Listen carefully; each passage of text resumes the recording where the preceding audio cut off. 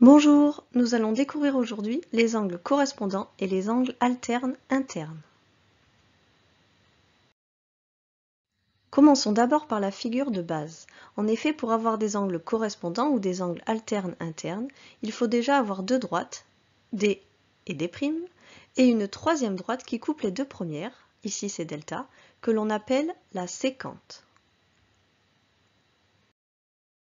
Alors, première partie, les angles correspondants. Nous avons nos deux droites D et D' et notre sécante delta. Les deux angles marqués ici en bleu sont correspondants. Deux angles sont correspondants lorsque ils sont du même côté de la sécante delta, ils n'ont pas le même sommet, et la position de l'un par rapport à la droite D est la même que la position de l'autre par rapport à la droite D'.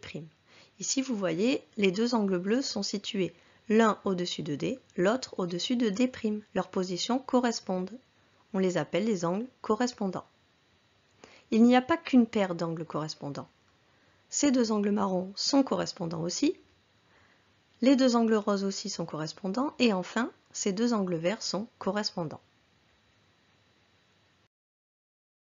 Passons maintenant à la deuxième partie, les angles alternes internes. Nous avons toujours nos deux droites D et D' et notre sécante delta. Les deux angles marqués ici en rouge sont alternes internes. Deux angles sont alternes internes lorsque ils ne sont pas du même côté de la sécante delta, c'est ce que l'on appelle alterne, ils n'ont pas le même sommet, ils sont situés entre les droites D et D', c'est ce que l'on appelle interne. Il n'y a pas qu'une paire d'angles alternes internes, il y en a une deuxième. Ici, les deux angles marqués en vert sont eux aussi alternes internes. Pour finir, nous allons voir deux propriétés très importantes. Que se passe-t-il lorsque les droites D et D' sont parallèles? Eh bien, si les droites D et D' sont parallèles, alors les angles correspondants qu'elles forment ont la même mesure. Ici, par exemple, les deux angles bleus sont correspondants. Et comme en plus les droites D et D' sont parallèles, alors ils ont la même mesure. Et pour les angles alternes internes, c'est la même chose. Si les droites D et D' sont parallèles, alors les angles alternes internes qu'elles forment ont la même mesure. Ces deux angles verts sont alternes internes, et comme les droites D et D' sont parallèles, alors ils ont la même mesure.